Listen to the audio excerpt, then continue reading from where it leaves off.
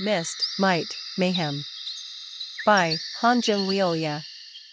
Chapter 322. To Sichuan Tang Clan. Part 1. In a hall filled with darkness, three figures wearing extraordinary-looking masks entered. The three figures naturally strode forward and knelt on one knee in front of a platform shrouded in shadows, paying their respects. As they knelt, a voice rang out from the platform. "Only Destruction Emperor and Ghost Blade haven't come?" At that question, the slender masked man on the far right spoke. "As far as I know, Destruction Emperor is on an important mission assigned by Mokgon. Ghost Blade's whereabouts have been unknown since those orders were given. Perhaps you, sir." Swish. Before he could finish speaking, the person right next to him stretched out his hand, stopping him from continuing. The slender masked man couldn't hide his bewilderment. Then, the one in the middle spoke. "Chunchu. You should stay out of Ghost Blade's affairs." At his words, which sounded like an order, the slender masked man replied, sounding displeased, "Ghost Blade has been missing for over half a year. I was just asking because one of our kind has disappeared, but Kong Yom, do you find that so objectionable? Have you forgotten that Mokgon told us not to get involved with Ghost Blade and that person? But this time is different. Ghost Blade has been missing for over half a year. The last place he was seen was the Sichuan Tang." Enough. At that moment, a majestic voice echoed from the platform. The two people, who had been growling at each other, hurriedly lowered their heads. As they fell silent, the voice from the platform continued, "Let me get straight to the point. Li Guang is dead." "What? What happened to Li Guang?" At those words, all three of them couldn't hide their surprise, though they didn't raise their heads. Among them, the one in the middle named Kong Yom spoke in bewilderment. "Didn't Mokgon bestow upon Li Guang an artifact made from the scales of the Dragon Demon King? If he used that, even formidable masters. At the moment of Li Guang's death, I felt him dot." At those words, all three of them simultaneously raised their heads. Among them, the masked man on the far left, who had been silently keeping his mouth shut, spoke. "That can't be possible." "What can't be possible?" It was said that he had completely lost his power. Even if he managed to survive by luck, he should only be able to maintain his form at best, so how? "Are you saying I was mistaken?" The masked man promptly fell silent. It was difficult to deny, as Mokgon had barely moved from this place, as if taking root, and had solely devoted himself to sensing his energy. When everyone was convinced of his complete annihilation, only Mokgon had denied it. If Mokgon had felt it, then it was certain. Is this why he summoned everyone? If he had truly been revived, the time had come for all the forces of the organization to mobilize. Outside the dark hall, two masked individuals emerged first. Pack. One of them, with a slender build, removed his mask as if feeling stifled. As the mask was removed, the face was revealed, a beautiful woman with a mysterious aura, her hair a mix of white and black. The woman, her face now exposed, glared at the much larger masked man beside her with an irritated expression and said, "There's definitely something in the Sichuan Tang clan. But why are we told not to touch that place? Could it be that he's afraid of mere poison experts?" At the woman's question, the masked man, "No, Kong Yom," muttered as if fed up, "You're really something." "It's not just something. Ghost Blade also disappeared after being last seen there, and even Mokgon knows that the old hag Holy Fire Priestess is definitely connected to the Sichuan Tang clan, so why is he telling us not to touch that place?" "Hey, Chunchu. What?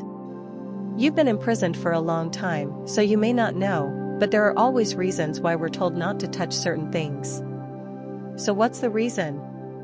The man in the mask sighed at her irritated attitude and then whispered.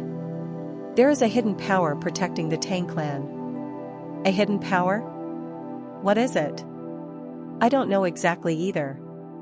I only know that this power has existed for quite a long time and is extremely dangerous." "Huh. No matter what, they're just mere humans. Watch your mouth." Even that Dragon Demon King, who had regained his power, was defeated by a mere human. No, calling him a mere human would be an understatement. He's a monster that even the 6 demons couldn't easily approach. At his words, Chunchu furrowed her brow. The 6 demons were kings of spiritual beasts, said to be infinitely close to divine beasts. They were transcendent beings that even they themselves couldn't control. If there was a human that such beings couldn't easily approach. Could you be talking about the one who is said to have surpassed the Wall of Realms? Yes. If he had been there, Mokgon wouldn't have been able to paint the picture he wanted on the day of the great calamity. You think there could be another exceptional case like that? Who knows? That's why Mokgon wants to make sure of it. If you want to fulfill his will, stop arguing and follow his orders. Humph. Chunchu let out a small snort. Then, without hiding her dissatisfaction, she disappeared on the spot. Sensing her lingering resentment, Kong Yom showed eyes filled with concern. Although not as much as Ghost Blade, she was the most emotional and uncontrollable among the deputy leaders of the First Realm. So he was worried that she might ignore his warning and take action. Phew. Heaving a long sigh, he soon moved his feet to carry out Mokgon's new orders. Heaven and Earth Society Inner Palace Main Building, Abandoned Room. Creak. The tightly closed door of the abandoned room slowly opened, revealing someone's figure. It was a handsome man with chiseled features, his body covered in solid muscles despite his tattered clothes. One peculiar thing was that he wore a leather eye patch over his right eye. As soon as he opened the door and came out, someone called out in a bright voice as if they had been waiting, "Young master." The one who called him was a man in his early 30s with a small build. As soon as he saw the man with a voice that sounded like he hadn't gone through puberty yet, the handsome man spoke, "Moyak." The identity of the handsome man was none other than Na Yelriang, the chief disciple of the Heaven and Earth Society leader. Moyak, who remembered Na Yelriang's appearance before he entered seclusion with severe injuries, spoke as if overwhelmed with emotion, "You are truly amazing. Not only have you recovered." His energy seemed to have become much more refined than before. He hadn't been in seclusion for very long, so could it be that he had gained high enlightenment? Curious about this, he was about to ask. Swish. Na Yelriang looked to the side and spoke first. Who is that person? He couldn't identify the person's identity because their face was covered with a mask. But what was even more irksome was, You're no ordinary fellow. Swish. Na Yelriang's figure disappeared as if dispersing, then reappeared behind the unknown masked person. Na Yelriang reached out his hand toward the right side of the person's head. At that moment, the masked figure tilted his head to the side, lightly dodging it, and then... tack. He grabbed Na Yelriang's wrist. Na Yelriang's right eyebrow shot up. Although he hadn't used his full power, he thought it would be difficult to sense his presence after using the high-speed movement technique of the exclusive Myongian Suiil bow. But not only did this person accurately discern his location, he even caught his attack. Look at this guy. Tremble, tremble, tremble. The hand grabbing Na Yelriang's wrist began to tremble. At the same time, cracks appeared on the ground where the two were standing. Crunch. Realizing that a confrontation of martial power had begun, Moyak hurriedly shouted, "Young master, please stop. That person has come to help you." What? At his words, Na Yelriang lowered the martial power he had been raising. The masked figure also withdrew his martial power accordingly. As they both retracted their martial power, the masked figure cupped his hands in salute to Na Yelriang and greeted him, "It's amazing. I have heard much about young master's reputation, but it seems that your martial power after completing your seclusion is not inferior to the 8 stars, who can be considered the top masters of the martial world." At his polite attitude, Na Yelriang spoke with an expressionless face. "Who are you?" "I am a messenger sent by the Elder Hall I belong to." "Elder Hall?" At those words, Na Yelriang couldn't hide his bewilderment. The Elder Hall was where retired executives of the Heaven and Earth Society resided, so it could be considered a hidden power. But he had never expected that among those old men, there would be a supreme master with this level of skill. Staring intently at the masked man who said he was from the Elder Hall, Na Yelriang spoke, "Then remove your mask." At his order, the masked man promptly lowered his head and said, "I apologize, but my face is utterly hideous due to burns, so I am embarrassed to show it." "It doesn't matter. Show me. If you insist, I have no choice." The masked man carefully lifted the mask he was wearing. A face covered in burn scars, gruesome to the point of being pitiful, was revealed. Seeing this, Na Yelriang's soul eye narrowed. He had no particular thoughts about the hideous appearance of the burn scars, but perhaps because of the burns, the man had no eyes. He caught my attack just by sensing my presence despite having no eyes? Na Yelriang's eyes sparkled with interest. He prided himself on the fact that no one could match him except for his master, the Heaven and Earth Society leader, no, the great monk called the Six Heavens, and those who had reached their realm after gaining great enlightenment and seclusion. But he had a strange feeling that he wouldn't be able to defeat this person easily. Seized by a strong desire to test his skills, a fierce competitive spirit welled up within him. "You!" Swish! Before Na Yelriang could say anything, the man with the burned face stretched out his hand. Then, something like a wooden box floated up from a short distance away, as if lifted by an invisible force, and landed in his hands. Seeing this, Na Yelriang asked in bewilderment, "What is that?" The size of the wooden box was quite small. But the surface of the box was densely covered with red inscriptions. It looked like incantations or spells. The man with the face full of burn scars revealed his yellowish teeth and said, "I heard you injured your eye." As soon as he finished speaking, Na Yelriang's left eye turned sharp. Only 3 people knew that he had injured his eye, and none of them would have divulged this information. No, the only person who might have revealed it had already been beheaded. So how did this person from the Elder Hall know about his eye injury? But then, "Young master, please let go of your guard. If you want to properly gather the group now, you will have many things to do. Do you need to waste your energy on such a trivial matter? Deciding whether to waste my energy or not is not up to the likes of you. I cannot tolerate anyone from the Elder Hall trying to act above me." Click. At his words, the scarred man silently opened the lid of the wooden box. Whoosh! Flinch! At that moment, Moyak, who had been peering from behind to see what was inside, involuntarily took a step back, feeling something eerie. As Moyak opened his mouth, cold breath flowed out. Frost had filled the surroundings without him noticing. What the hell is this? As he wondered, Na Yelriang approached the wooden box that the scarred man had opened. As soon as the box was opened, an eerie energy was revealed along with a chilling cold. The identity of that eerie energy was none other than an eye? It was an eyeball. The moment he saw this eyeball, which was close to a golden color with a pupil as small as a duck, he felt the ferocity of a fierce beast. This was clearly not a human eye. To Na Yelriang, who couldn't take his soul eye off it, the scarred man spoke with the corners of his mouth lifted, "This will become young master's new eye." Near a cliff with treacherous terrain, not far from Zhaoyang in the north of Hubei province.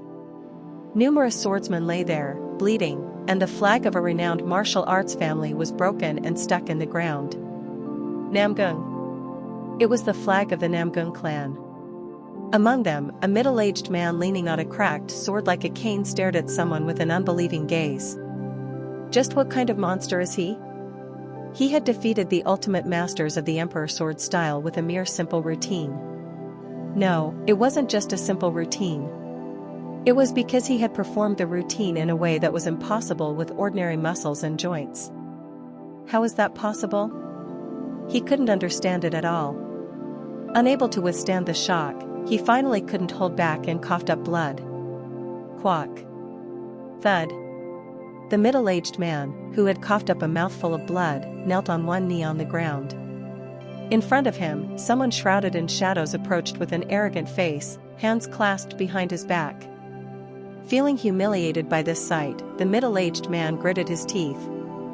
He prided himself on being one of the 8 stars, considered the strongest in the world except for the 6 heavens, so how could he be defeated by an unknown young man like this? His identity was none other than Namgung Jin, known as the Azure Heaven's Sword Emperor, one of the 8 stars. Cough, cough. The man with his hands clasped behind his back approached him as he coughed up blood and spoke. The title of emperor is not something to be casually attached to swords. Ha, ha. Only the blade can be called emperor, no, God. Arrogance, beyond, conceit. Whether it's conceit or arrogance, everything stems from strength. Swordsman of the Namgung clan. Cough, cough. It was frustrating, but he had lost, so he had nothing to say.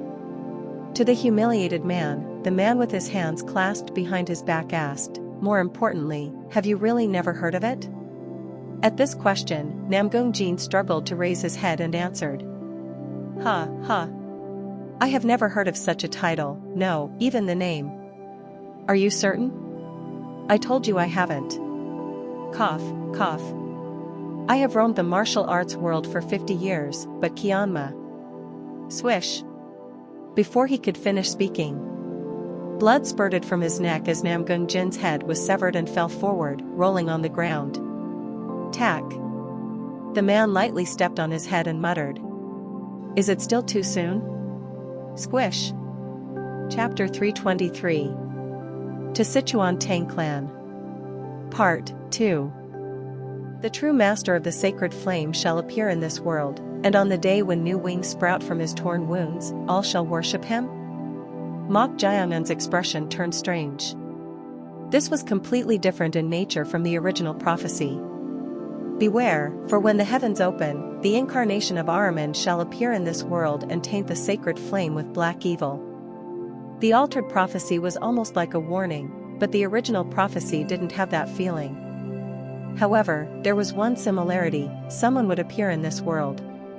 The incarnation of Ahriman. The true master of the sacred flame. What were these beings? Why did the holy fire priestess change the prophecy? It was utterly incomprehensible. Everything was too ambiguous. Staring intently at the agonized holy fire priestess, Mok Jiangun spoke. Why did you change the prophecy? Ha, ha. That's... As she hesitated, Mok Jiangun smiled and said, keeping your mouth shut won't do you any good if you know what I'm going to do next. At these words, holy fire priestess's face turned deathly pale as she trembled, and she soon opened her mouth. My granddaughter. My only granddaughter. I had no choice, if I wanted to save her. You wanted to save your granddaughter? So you manipulated the prophecy because of that. I cut the crap about your circumstances or excuses. The one who threatened you with your granddaughter was that person from the organization, right? At this question, the holy fire priestess nodded with difficulty. The events of that time flashed through her mind. 18 years ago, in the sacred hall of Fire Faith Order. In the center of the hall was a platform, and on it stood an ornate staff with a blue glowing sacred orb embedded in it. The sacred orb always emitted a brilliant light. But something strange happened to this sacred orb. Wung. A strong tremor and resonance spread from the sacred orb, making the surroundings tremble. The one who noticed this bizarre phenomenon was a middle-aged man in neat attire who was in the hall. He was known as Medicine Immortal He Yang in the Central Plains, but here in the Fire Faith Order, he was called Guardian Zhang. What's happening? Surprised by the strange phenomenon occurring with the sacred orb, Guardian Zhang approached it. A strong light was emanating from the violently trembling sacred orb. Drawn to it unknowingly, Guardian Zhang reached out his hand toward the sacred orb. At that moment, Guardian Zhang's eyes turned black. As if seeing some kind of vision, Guardian Zhang's expression became one of shock, and he soon startled and removed his hand from the sacred orb. What is this? Staring at the sacred orb with trembling eyes, Guardian Zhang hurriedly tried to call for the holy fire priestess. But before he could even leave the hall, as if by coincidence, the holy fire priestess and someone wearing a bamboo hat and mask entered. Noticing the golden scabbard at the waist of the man in the bamboo hat, Guardian Zhang could guess who he was. Holy fire priestess. Mok. How long has it been like this, Guardian Zhang? Surprised by the sight of the sacred orb emitting a bright light while resonating, the holy fire priestess interrupted him and asked. Guardian Zhang answered. I don't know. I just entered the hall, and suddenly the sacred orb began trembling and emitting light. For the sacred orb to resonate like this, it's no ordinary matter. She spoke in a voice filled with delight. Bewildered by this, Guardian Zhang questioned, what do you mean by no ordinary matter? Holy fire has delivered a revelation. Guardian Zhang, go and summon the Reverend immediately. Understood. While Guardian Zhang went to call the Reverend, the holy fire priestess approached the sacred orb, which was trembling even more intensely. Even she had never seen such a sight before. She had been guarding the sacred orb as holy fire priestess for several decades, but it had never emitted such resonance and light to this extent. Could it be that something unusual was about to happen? As she was about to reach out her hand toward the sacred orb. Crack! What? The staff shattered, and the sacred orb suddenly shot upward. The sacred orb that had shot up was about to pierce through the ceiling of the hall, but someone caught it just in time before it reached the ceiling. Hack! It was none other than the man in the bamboo hat. The man in the bamboo hat landed on the floor, holding the sacred orb, and paused for a moment. Holy fire priestess approached him and extended her hand. Secret Master, thank you. Please give me the sacred orb. Secret Master? Ah. At her repeated call, the man in the bamboo hat, no, the one called Secret Master, came to his senses and handed the sacred orb to Holy Fire Priestess. The moment the Holy Fire Priestess received the sacred orb, she experienced a vision. It was a scene of the sacred flame going out and falling to the ground. How could this happen? For her, who had thought it was just a revelation, this scene was a shock in itself. Holy fire was a symbol of the fire faith order. The sight of holy fire's flame going out and falling might not just be a simple revelation for the order but a tragic news heralding its downfall. However, the vision didn't end there.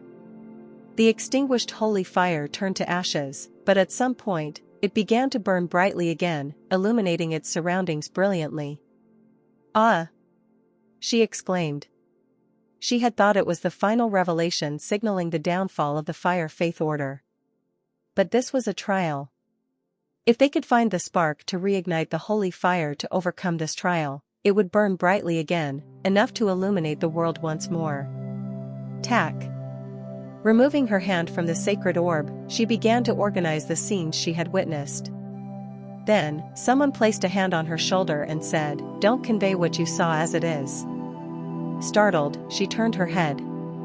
The one who said this to her was none other than Secret Master. Secret Master, how could you? I won't say it twice. Forget what you just saw. What are you talking about now? Secret Master, could it be? You saw a revelation from the sacred orb? She couldn't hide her surprise. Only the chosen ones could directly receive the revelation from the sacred orb. It should have been impossible without the power of resonance, so how could the Secret Master see the vision of the revelation? As she wondered, Secret Master spoke. The ancient holy fire has set, and it will be replaced by a new flame. Therefore, the revelations shown by the sacred orb are no longer meaningful. Secret Master, I don't know what you saw, but your words are too much. This is ultimately the... Swish. Before she could finish her sentence, Secret Master lifted the mask covering his face. She had never seen the Secret Master's face before. But when she saw that face, she couldn't hide her shock. Eyes? The moment she saw the third eye on the Secret Master's forehead, filled with red spots, she was gripped by fear and couldn't say a word. To her, Secret Master grinned eerily and said, "The time has finally come. The holy fire you have revered will completely set. A new era has arrived. What are you? Don't question it. You have only one thing to do. Deliver a revelation to welcome the new era." No, that's not it. Yes, there is a need to ensure the fading flame as well. What are you saying now? Deliver the revelation. Revelation? It will be pulled down by those who believed and extinguished by the hands of those who worshipped. How wonderful! The holy fire priestess's eyes trembled violently. What did this person see? What did he see to think that the holy fire would be completely extinguished? The holy fire will burn again. Even more brilliantly than before. Holy fire will not be extinguished, secret master. I don't know what your intentions are in saying such things, but Milho, secret society, is the shadow and bronze mirror of the fire faith order. How could you? Hack. Irk. Didn't I tell you? I have been waiting for this moment. I can't breathe. You'll feel suffocated. But I won't kill you now. You have something to do. I will follow. You have to follow. If you don't want to lose what's precious to you, that is. Precious? In her mind, the face of only one person, no, one child came to mind. It was her only remaining blood relative, her granddaughter. Ah, how cliché. Mok Jiangun clicked his tongue after hearing the holy fire priestess's words. Unable to overcome the threat, she had spoken a false prophecy. In the end, she had chosen her blood relative over being a member of the fire faith order. However, through her recollection of the past, he had learned two facts. One was the relationship between the organization and the fire faith order. They were called secret society and were not a completely separate group from fire faith order but had a very close connection. And the second was his grandfather. Did grandfather also see something through that sacred orb? Listening to the story, it seemed that all the members of the fire faith order believed in the holy fire priestess's false prophecy. Even the leader of Shadow Clan Master, Huan Yaxian. But both the members of the fire faith order and this organization spoke as if his grandfather had ignored the prophecy and done something. That meant there was a high probability that his grandfather knew the truth, not the false prophecy. That's why he would have disobeyed the false prophecy and revelation. Mok Jiangun suddenly remembered something. The scene of falling from a high sky and his grandfather prostrating before him. When he first recalled this, he had thought of it as a dream since it was a scene he had never seen before. But suddenly, a thought occurred to him. The true master of the sacred flame. Could it be that the person mentioned in that prophecy is me? It was hard to believe, but all the circumstances were pointing to him. Even though it was his infancy, he was someone who remembered everything he had seen, heard, and smelled. But for some reason, he couldn't remember his early childhood. As if the memories of that part had been cut out. What the hell am I? The unknown being inside him and his own existence latent in his missing memories. All of these things were intertwined in a complex way, adding to the questions about himself. Lost in thought, Mok Jiangun opened his mouth. The deeper I dig, the more complicated everything becomes. I just wanted to deal with the one who killed my grandfather, that's all. One thing is certain, I can't deny that I'm closely related to that prophecy. Isn't that right? At that question, the holy fire priestess lowered her head. She couldn't tell for sure if the person in front of her was an incarnation or the being itself. However, it was certain that the being definitely existed within him. That's... As she tried to say something, Mok Jiangun waved his hand as if annoyed. Forget it. Let's put this aside for now. Because right now, what I want to do takes precedence over knowing who I am. If you're talking about what you want to do, didn't I tell you? I said I would erase from this world everything related to my grandfather's death. Shudder. At Mok Jiangun's murderous words, the holy fire priestess felt a chill down her spine for a moment. If this person was truly the master of the sacred flame mentioned in the prophecy, he possessed both sides of the coin. She recalled a part of the doctrine that the previous generation's holy fire priestess had spoken of. Ahura Mazda is a two-sided menu, so he can be both Spenta, good deity, and Ahriman, that is, Ungra, evil deity. Could he become a calamity? Her eyes trembled like crazy as she looked at Mok Jiangun. She suddenly had a thought. Her false prophecy, whether intentionally or not, may have truly brought about a calamity. Come to think of it, there was something quite interesting among the things you said. What do you mean by interesting?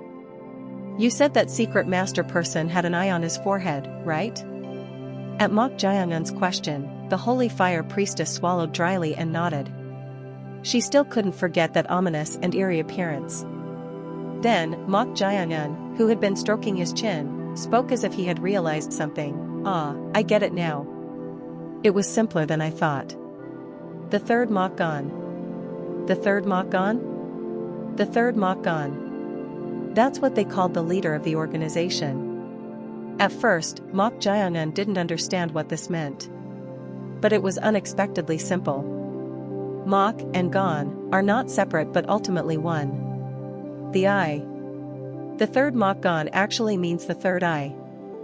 Chapter 324. To Sichuan Tang Clan. Part 3. Mok and Gan are not separate but ultimately one. The eye. The third Mok Gan actually means the third eye. Ah. At Mok Jiangun's words, the holy fire priestess's eyes trembled. She had also heard that the subordinates of secret society's leader, secret master, called him Mok Gan. She had simply dismissed it as a peculiar name, but hearing Mok Jiangun's words sent chills down her spine. The third eye. She had seen the third eye on that person's forehead up close. It was so terrifying that it was deeply engraved in her memory. Then, Mok Jiangun spoke. I thought there might be another third eye, but I didn't expect that other third eye to have such a close relationship. What do you mean by another third eye? It's none of your business, but it seems there's more than one third eye. At that moment, Mok Jiangun furrowed his brow. It was because he suddenly remembered the assassin king of the sea, the monstrous raccoon dog sealed in the report scroll. The first one to mention the existence of the third eye was none other than that monstrous raccoon dog. The bastard had said that it was the third eye that sealed him in the scroll. Could this third eye be that third eye? Mok Jiangun's eyes sharpened as he furrowed his brow. If the existence of this third eye was truly the same third eye that sealed the assassin king of the sea, it would be quite troublesome. If it possessed the power to seal a being like the assassin king of the sea, one of the 6 demons infinitely close to divine beasts, it meant that it possessed strength beyond that level. Even now, having rapidly grown stronger, he wasn't confident that he could face the assassin king of the sea's monstrous raccoon dog or the white-faced king, the golden 9-tailed fox he had encountered in the imperial palace of Kaifeng. If the third Mok Gan, that is, the third eye, possessed strength surpassing the 6 demons, the path to revenge might still be distant. However, it was still difficult to make a definitive conclusion. If there was more than one third eye, there could be 2 or even 3. Therefore, it was still uncertain whether the third eye that sealed the assassin king of the sea and the third Mok Gan, the leader of the organization, were the same being. But it's unexpected. The existence of the third eye was hard to consider as human. It was no different from a high-level malevolent spirit parasitizing a human body. To think that such a being was the leader of the organization related to his grandfather's death, everything was becoming more complicated. What is their purpose? The mastermind behind the false prophecy and the being that might have the closest connection to his grandfather's death. He became curious about this being's true purpose. Mok Jiangun turned his head and looked at the holy fire priestess. Her condition seemed quite poor, her face deathly pale and her breathing gradually weakening. Mok Jiangun said, "Rest for a bit." Thud. At that moment, the holy fire priestess's eyes rolled back, and she collapsed forward. SSSSSH. Black haze rose from Sib Chun's entire body as he focused on circulating energy with his eyes closed. The black haze differed in nature from the usual internal energy. Mok Jiangun placed his palm on Sib Chun's back, assisting his energy circulation as a change occurred in his internal energy. After a while, Mok Jiangun removed his palm. Tack. Eventually, Sib Chun, who had been concentrating on circulating energy, opened his eyes, unable to hide his surprise. As this ferocious and dark energy was added to the internal energy circulating within his body, its nature underwent a change. It's a strange energy. Despite being completely opposite to purity and possessing a destructive nature, its purity is high. It's almost like primordial energy. Originally, this energy was not the type that could be mixed with internal energy. However, as Mok Jiangun overlaid this energy as if painting a coat, the internal energy was completely transformed. Not only has the energy changed, but it has also become stronger. It was difficult for a martial artist to completely entrust their body to others, even in a master-disciple relationship.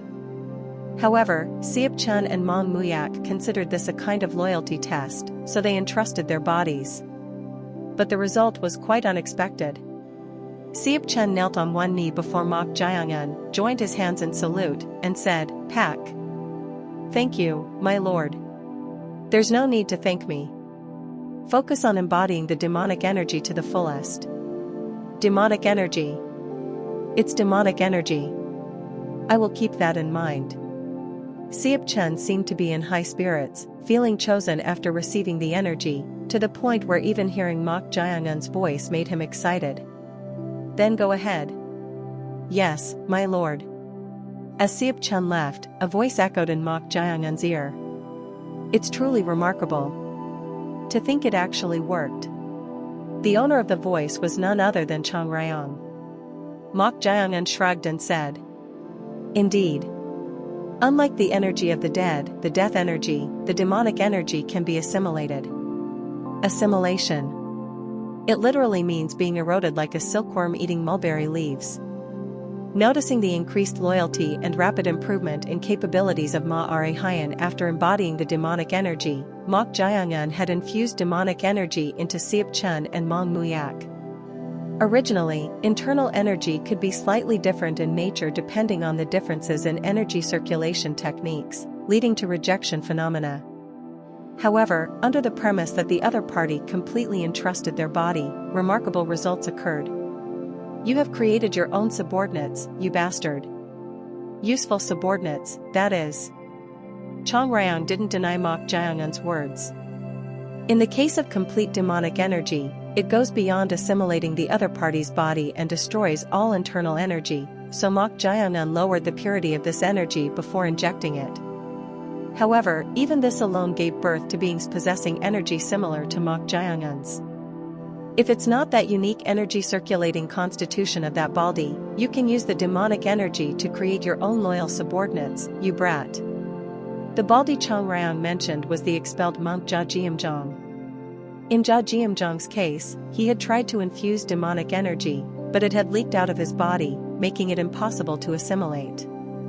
It was probably due to the Supreme Power's Qi circulation technique. The Shaolin's energy circulation technique itself contained Buddhist enlightenment, so it was impossible to suppress the thorough rejection phenomenon. Well, as long as it's not a case like this, there shouldn't be any problems. I don't know what kind of ambition has taken hold of you, but seeing you expand your own loyal subordinates, are you trying to properly establish your own forces? Who knows? Properly skilled individuals would be more useful than a bunch of nobodies. Properly skilled individuals. This guy is gradually changing, and it can be felt. The subordinates he had mentioned before were truly just subordinates. They were literally subordinates that could be used and discarded at any time. But now, he was truly trying to build his own forces. Although Chang Ryong didn't dislike this change, the being latent within the guy continued to bother her. Black eyes. Why did the memory of that time keep lingering? Sichuan, who had received the demonic energy, approached Mong Muyak, who was sitting cross-legged next to the encampment. He thought Mong Muyak was immersed in energy circulation, but he opened his eyes midway. Sichuan said to him, "Have you fully embodied the energy received from our Lord? You received it just half an incense stick before me." It wasn't energy that could be embodied in a short time. However, as they both possessed the same energy, the demonic energy, the increase in energy was clearly felt, as if reading the other person through energy perception. The energy has become stronger. Sichuan inwardly clicked his tongue. After absorbing the Shaolin's small returning pill and beginning to embody the demonic energy, Mong Muyak's energy had reached the peak of the transcendent realm, and it was no exaggeration to say so. It wasn't just Sichuan who had this thought. Mong Muyak also felt that Sichuan's energy had become significantly stronger after receiving the demonic energy from their lord. However, the real monster was someone else. Mong Muyak clicked his tongue as he looked at Ma Arehayan, who was sitting far away from the campfire. He has definitely surpassed the wall. Ma Arehayan had gained enlightenment but had not fully internalized it. However, it seemed that he had recently completely embodied that enlightenment after absorbing the small returning pill, as his energy had become properly stabilized. To this extent, he had definitely crossed the threshold of the transformation realm. Just how much enlightenment had he gained to experience such a rapid increase in capabilities? As Mong Muyak clicked his tongue, he glanced at the expelled monk Jia Jiamzhong, who was sitting in front of the campfire, drinking from a gourd. That masked guy is no pushover either, but that baldy is also not to be taken lightly. Perhaps due to his unique energy circulation technique, his capabilities were utterly unreadable. He clearly didn't seem to have surpassed the wall, but why couldn't he gauge the extent of that guy's energy? Why does he seem to keep getting stronger even though he doesn't particularly cultivate? He was even more incomprehensible than the masked guy. I can't let my guard down. From his perspective, the four people here had a high probability of becoming their lord's closest confidants in the future. If he, himself fell behind at this time, he might be assigned the lowest rank among the closest confidants. I need to become stronger. Mong Muyak's fighting spirit soared. Of course, the same went for Sichuan. Without further conversation, they immersed themselves in energy circulation, focusing on embodying the demonic energy bestowed upon them by his lord. Huh? The holy fire priestess, who had regained consciousness, looked around. Where the hell was this place? She had lost consciousness during the conversation with Mok Jiangan, who might be the incarnation of that being, probably due to severe bleeding from her severed arm. With her old body and lack of internal energy cultivation, it was a situation she couldn't endure. As she looked around, she couldn't help but be surprised. It was dark, probably nighttime, so she didn't know where she was, but she could feel the sensation in her severed arm. So, with a doubtful heart, she felt her arms, and the severed arm was attached. What the hell is this? What was going on? Was she dreaming? Her arm had definitely been cut off, so why was it intact? As she wondered, she touched her ear with a doubtful heart.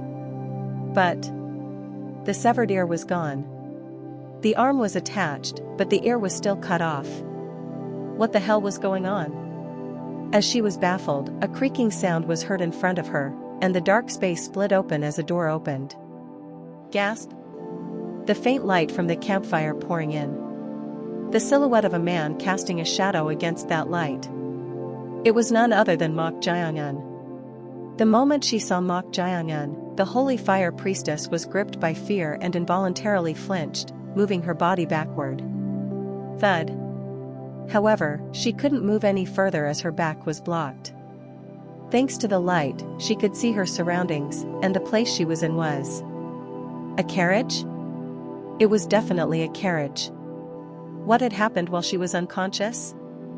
As she wondered, Mok Jiangan entered, closed the carriage door, and said, I opened the door because your breathing seemed to have changed, and indeed, you're awake. Are you feeling better now? How long was I unconscious? I even infused internal energy, but perhaps due to severe blood loss, you didn't wake up for nearly a day. I thought you might die if it couldn't be helped, but fortunately, you woke up. A day? She had been unconscious for that long? No wonder her entire body felt weak. But did he just say fortunately? It would be troublesome if you died already when I still have more questions and uses for you. Right. Of course. There was no way this demonic bastard would spare her life out of goodwill. As this thought occurred to her, the holy fire priestess suddenly felt dejected and sorrowful. How did it come to this? To the depressed her, Mok Jiangan said. Do you know where this place is? At that question, she made a puzzled expression. How could she know where this place was when she had been unconscious for a day? Then, Mok Jiangan smiled and said, It's Guangyuan. Ji Guangyuan? The holy fire priestess's eyes widened. Guangyuan was a small county located at the northern entrance of Sichuan province. The Sichuan Tang clan was located in Chengdu, the center of Sichuan province, so if they traveled diligently by carriage, they could arrive within 10 days. Chapter 325. To Sichuan Tang clan. Part 4. In a lavish room, a beautiful woman with an enigmatic aura, dressed in an alluring outfit that revealed her shoulders and cleavage, gently stroked the head of a scarred middle-aged man lying with his head on her milky white thighs. As if enjoying this, the middle-aged man closed his eyes and hummed a tune. While humming, the man reached out and caressed the woman's hair. Peculiarly, half of the woman's hair was black, and the other half was white. However, it did not seem to be due to aging, rather, it exuded a mystical atmosphere, almost like silver hair. Swish! The harmony of your black and white hair is a delight to the eyes. You are the only one who would say such a thing while looking at my hair, my lord. That's because they don't know your true worth. Is that so? Smooch. The woman kissed the forehead of the scarred middle-aged man. As if accustomed to it, the scarred middle-aged man grabbed her cheeks, pulled her face down, and kissed her lips. The two people, indulging in each other, seemed to have gotten heated up as they let out rough breaths. Ha, ha. Beautiful. The woman's body, half naked with her shoulders exposed, was nothing short of perfect. The scarred middle-aged man traced his fingertips down her naked body as if tickling her. Ah. A soft moan escaped the woman's lips. At her moan, the man tried to strip off the rest of her clothes. At that moment, tack. The woman grabbed the man's hand. The black and white-haired woman looked at the man and shook her head. It wasn't a forceful gesture, but when his wrist was grabbed, the man removed his hand from the hem of her lower garment that he had been holding. Then, the man laughed and said, "You're really sharp. Is there no intimacy without a price? Are you disappointed?" What an obvious thing to say. But there must always be a price. Yes. I must give you what you want to have you, the ultimate flower. You are truly an addictive woman.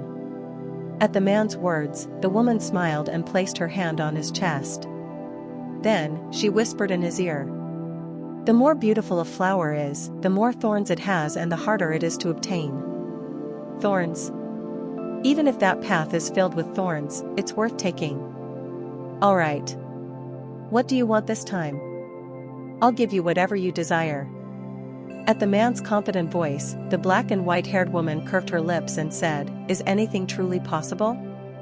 They say a man's word is worth 1,000 gold pieces. How could I say it lightly? Do I, Suk Peiyang, the Green Forest Fighting King, seem to lack such capability?"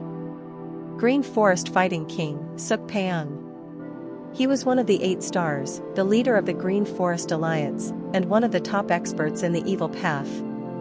He was also a monster who had received the title of 8 stars solely based on his external martial arts. Ah, how manly.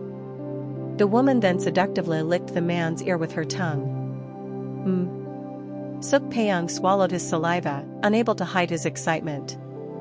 As if enjoying Suk Peiyang's desperate state, the woman stopped tickling him with her tongue and said, "Bring me a woman from a certain martial arts family." A woman? From where do you want me to bring her? The Tang clan. At those words, Suk Peiyang instantly furrowed his brows. The Tang clan. You don't mean the Sichuan Tang clan, do you? It was natural for Suk Peiyang to show this troubled expression. The Sichuan Tang clan was one of the 7 great families of the righteous martial arts world and a martial arts family known as the Overlord of Sichuan. Of course, in terms of scale, the Green Forest Alliance could be considered superior, but the Sichuan Tang clan belonged to the Righteous Alliance, so if they were not careful, the matter could escalate. This isn't just a thorny path. Could it be that even with my lord's power, it's difficult? Difficult? Do you think I would be afraid of those who merely use poison or hidden weapons? Then there shouldn't be any difficulty. That's not the problem. The problem isn't defeating them, but if we do, the entire Righteous Alliance behind them might rise up. Suk Peung spoke honestly. No matter how strong his pride was, he was not someone who lacked discernment. Even if he wanted to have this woman, known as one of the four beauties of the Central Plains, he had no choice but to avoid an all-out war with the Righteous Alliance.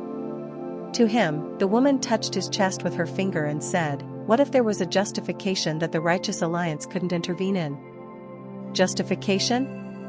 For me, the overlord of the Green Forest, to step in and for them to remain still, it would have to be no ordinary justification. What if the Tang clan was protecting a member of the Fire Faith Order? Fire Faith Order member? At these words, Suk Peung's expression changed.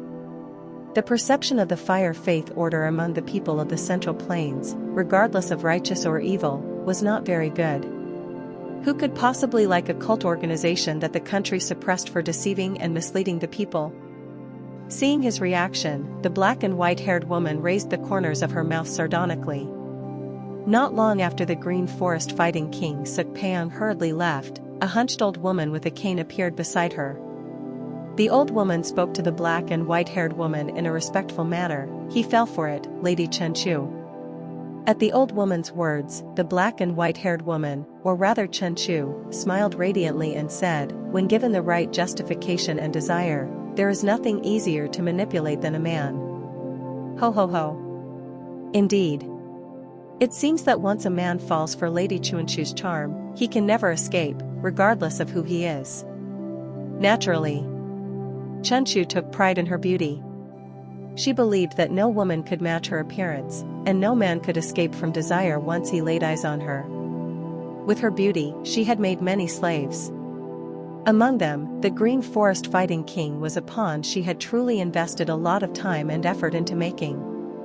As she took off her crumpled clothes and threw them aside, she gazed at her beautiful naked body reflected in the bronze mirror with a deep look in her eyes and muttered, "Do you think they'll just watch because I told them not to touch it?" Humph. Swish. She covered her face reflected in the bronze mirror with her hand and whispered, "They'll soon find out how tremendous that hidden power is. It's Guan Yuan. Guan Yuan." At Mok Jiangun's words, the eyes of the Holy Fire Priestess widened. Guan Yuan was a small county at the northern entrance of Sichuan province. The Sichuan Tang clan was located in Chengdu, which could be considered the center of Sichuan province, so if they traveled diligently by carriage, they could arrive within 10 days. They've already come this far. She was utterly perplexed. Ah, come to think of it, you said you had a connection with the head of the Tang clan and entrusted your granddaughter to them, right? What a coincidence. It seems that the head of the Tang clan used poison on my grandfather.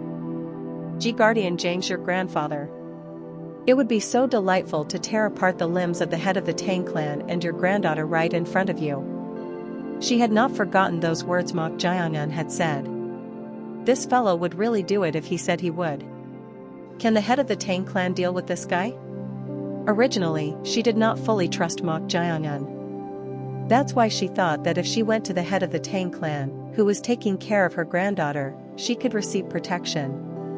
However, after witnessing Mok Jiangun's strength, her thoughts changed. She realized that even the head of the Tang clan might not be able to protect her and her granddaughter. With this, the Holy Fire Priestess hurriedly prostrated herself before Mok Jiangun with her body that did not move well. Please. Please at least spare my granddaughter's life. Mok Jiangun looked down at her pleading with an indifferent gaze. Then, he lifted her head, smiled brightly, and said, "Now that you're this desperate, it seems you're ready to faithfully answer what I want to know." At Mok Jiangun's words, the Holy Fire Priestess swallowed her saliva and nodded. Nothing else mattered. If she could save the life of her only blood relative, her granddaughter. Mok Jiangun asked her, "There's one thing I've been wondering about since hearing from that man named Li Guang." "What is it that you're wondering about?" "They say the formless poison belongs to the Sichuan Tang clan, so why was my grandfather addicted to that poison? Did they have a grudge against him or something?" This was Mok Jiangun's question. He had also heard about the formless poison from his grandfather. It was said to be the most perfect poison among all existing poisons. The remarkable thing about this poison was not only its colorless and odorless nature but also the fact that when the addicted person lost their life, the poison components would completely dilute and disappear. No physical evidence would be left behind. That's why his grandfather had highly praised it and told him to be cautious of the formless poison, even if he had a strong resistance to poisons. Don't come closer. Stay away. So that's why his grandfather had prevented him from touching him in his final moments. At first, he wondered why. But now that he knew the truth, it made sense. It was probably to prevent him from directly coming into contact with the formless poison and becoming addicted. Mok Jiangun coldly stared at the holy fire priestess and asked again, "Since you have a connection with the head of the Tang clan and said that my grandfather was a guardian of the fire faith order, you should know well, right? That's. Don't try to think too hard and just answer as soon as you remember. Unless you want the arm that was reattached to be cut off again." He reattached the arm? At Mok Jiangun's words, the eyes of the holy fire priestess widened. She had been wondering why her severed arm had returned to normal, but she never thought the answer would be this person. Just how far did this person's abilities extend? Tack. When Mok Jiangun placed his hand on her shoulder, the startled woman quickly opened her mouth. I don't know. I don't like this answer very much. Squeeze. It's true. I also don't know why Guardian Zhang was addicted to the formless poison. He was a branch family member of the Tang clan, just like me. Mok Jiangun, who was about to apply force to the shoulder he was grasping, raised one eyebrow. What did she mean? What did she mean by his grandfather being a branch family member of the Tang clan? What do you mean by a branch family member of the Tang clan? It's exactly as I said. Although not to the extent of being an external branch like me, Guardian Zhang Munno, was also a branch family member and was even taught by the previous head of the Tang clan in recognition of his talent. The Sichuan Tang clan focused on cultivating the art of poisons, so they could be considered a bloodline-centered family. Therefore, unless it was an exceptional case, for the sake of future generations of their bloodline, they would often marry within close branch families. What? So you're saying my grandfather was from a branch family of the Tang clan and was harmed by them? There could be a conspiracy. Since branch families are ultimately no different from blood relatives, it's impossible for the Tang clan to harm Guardian Zhang. Impossible? Crack. As soon as those words ended, Mok Jiangun applied force to his hand. With the sound of bones breaking, the holy fire priestess's shoulder twisted. Arg. It's something that has already happened, so do you think saying it's a conspiracy is an excuse? Then, my grandfather was betrayed by people who were essentially his blood relatives, whether they were branch family members or not. As Mok Jiangun's voice grew colder, the complexion of the holy fire priestess darkened rapidly. She herself did not know the details of Guardian Zhang's death. However, the hidden relationship between Guardian Zhang and the Sichuan Tang clan ended up provoking Mok Jiangun's anger.